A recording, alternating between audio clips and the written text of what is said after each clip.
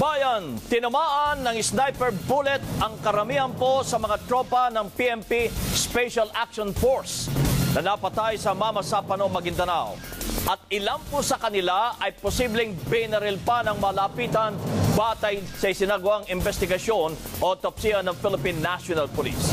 Nagpapatrol si Rafi Santos. Batay sa autopsy report sa 44 na SAF commandos na namatay sa Mamasapano, Maguindanao, 26 ang may tama ng bala sa ulo at iba't ibang bahagi ng katawan.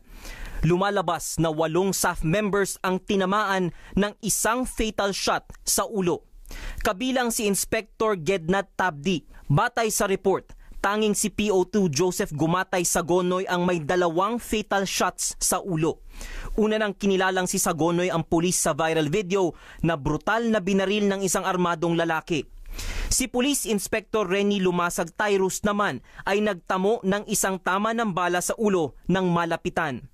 Ayon sa report, may nakitang smudging sa sugat sa ulo ni Tyrus na indikasyong binaril siya ng may layong 15 cm sa entry point. Sina PO2 Noel Nebrida Balaca at PO2 Richelle Salagan Baluga naman, bukod sa tama sa ulo, may tama rin ng bala sa katawan. Si SPO1 Lover Ladao Inocencio nagtamo ng tama ng bala sa extremity at sa ulo. 10 naman sa kanila ay nagtamo ng mga tama ng bala sa ulo, katawan at extremities. Meron namang tinamaan sa leeg at katawan tulad din na PO3 Junrel Narvas Kibete at PO2 Noel Onangay Golokan. Si Police Senior Inspector Cyrus Palayan Aniban naman ang nagtamo ng pinakamaraming tama. Nagtamo siya ng sugat sa ulo, leeg, katawan at iba pang bahagi ng katawan. 9 naman ang nagtamo ng bala sa katawan at 2 ay sa iba pang bahagi. 3 ang nagtamo ng tama sa gitnang bahagi ng katawan, sina Senior Inspector Ryan Ballesteros Pabalinas, PO2 Olibet Ligutan Viernes at PO2 Aman Miswari Ismula. Ayon sa PNP Crime Laboratory, ang isang tama ng bala sa ulo o sa leeg ay posibleng galing sa isang sniper shot. Ayon kay dating SAF Director Leocadio Santiago, posibleng may sinanay ding mga snipers na nakasagupa ng Special Action Force. Definitely, may tinitrain sila. Kami pondo.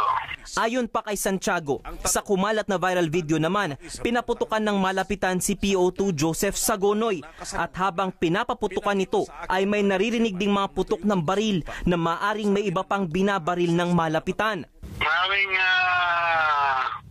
yung hindi pa sila satisfied ng kamila kaya kailangan finishing pa.